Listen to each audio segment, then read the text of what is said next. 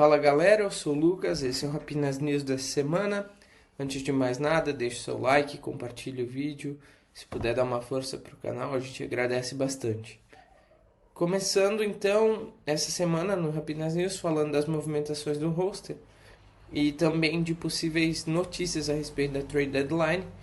Começando então pela trade deadline, inclusive tem uma notícia que saiu essa semana de que é bem provável que o Seahawks não troque o cornerback Rick Woolen. Não é confirmado que ele não vai ser trocado, mas a indicação é que ele permaneça no roster. Essa é uma notícia importante, o Seahawks tem sofrido com lesões e o Rick Woolen, quando ele não jogou, a nossa defesa jogou pior. Então, a depender do que seria pago, eu acredito que não mais do que uma quinta rodada, não valia a pena perder ele por 6 meses, sendo que até inclusive se ele permanecer no roster e sair como free agent na próxima temporada, ele deve gerar uma escolha compensatória futura, então não seria um grande ganho para o Seahawks no momento. Além disso, tivemos alguns jogadores voltando aos treinos, foram eles o fullback Robbie Woods e o guard Christian Haynes. São dois retornos importantes, o Robbie Woods inclusive já deve jogar essa semana, e é importante porque ele é um jogador que ajuda bastante no jogo terrestre, ele faz bons bloqueios, quando ele esteve em campo o time correu um pouco melhor com a bola, então acredito que ele possa ser uma boa adição para nós. Christian Haynes ainda não volta ao jogo, mas esperamos que nas próximas semanas ele possa competir com o Anthony Bradford. Além disso, o Myles Gaskin, running back, foi cortado do practice squad, mas o Seahawks assinou novamente com ele, então não foi uma mudança tão grande lá. Mudando agora para as lesões, essa semana ambos os times vão ter desfalques importantes, tanto os Seahawks quanto os Commanders. Começando pelos Commanders, eles não vão contar com o melhor wide receiver deles, Terry McLaurin. É uma baixa super importante para o ataque deles, porém dois jogadores que eu estou bem interessado em saber se vão para o jogo ou não estão listados como questionáveis, são o left tackle Laremy Tunsil e o defensive tackle Jahan Newton, desculpa.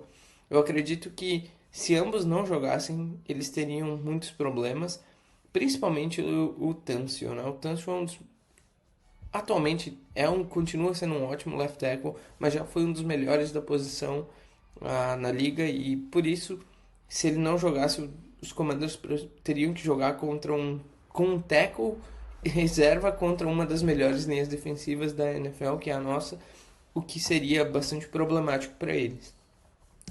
Pelo lado dos Seahawks, é até surpreendente negativamente falando, porque a gente tem vários jogadores que estão fora, são 5, sendo eles Christian Love, Julian Love, Eric Saubert, tight end, wide receiver Derrick Young. E, bom, voltando da bye week, a gente não esperava que fossem tantos jogadores fora, né? E, infelizmente, esse é o caso. Inclusive, eu esqueci de listar o wide receiver Jake Bobo.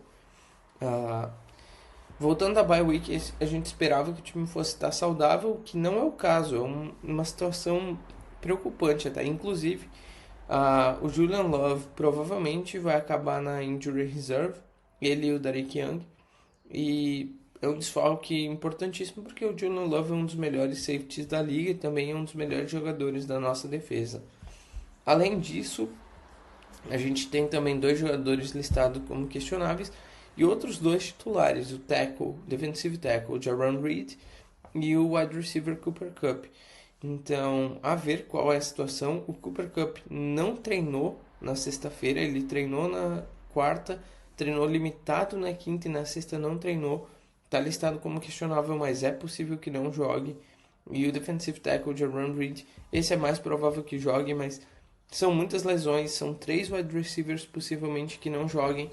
O Seahawks teria basicamente só o JSN e o Torrey Horton como wide receivers no elenco, vai precisar de jogadores do practice squad, então é uma situação um pouco preocupante. Bom, agora que a gente já falou das lesões, então vamos falar um pouco também do jogo, né? O Seahawks entra como favorita nas casas de apostas, as casas de apostas dão 3 pontos de favoritismo para o Seahawks. Eu acredito que é bastante justo. O Seahawks é um time melhor a ver em relação às lesões, porque caso tu não tenha wide receivers, teu jogo se torna muito mais limitado, né? Mas a gente entra como favorito, entra contra uma defesa que tem sofrido bastante. A secundária dos Commanders tem sido uma das piores da liga. Eles têm cedido big play atrás de big play, eles não têm conseguido parar o jogo aéreo, principalmente na zona intermediária também. Os linebackers dele. Eu vi, inclusive, alguns podcasts essa semana de pessoas pedindo para não jogar com o Bob Wagner, porque ele tem sido um problema ali no meio de campo. Ele não tem mais velocidade para acompanhar tight ends, etc. E talvez essa seja uma chave da vitória para os Seahawks. O jogo terrestre eles também não tem tido tanto sucesso parando. É um dos times que consegue limitar o jogo terrestre por vezes, mas por vezes cedem big plays através do chão, então a ver como eles vão se comportar. Ofensivamente falando, eu acho que é uma partida bastante complicada, porque o Commanders tem um ataque muito único. O Cliff Kingsbury, desculpa, a gente já conhece, ele era o head coach do Cardinals, ele vem de uma árvore que joga muito em spread, a air raid offense, né?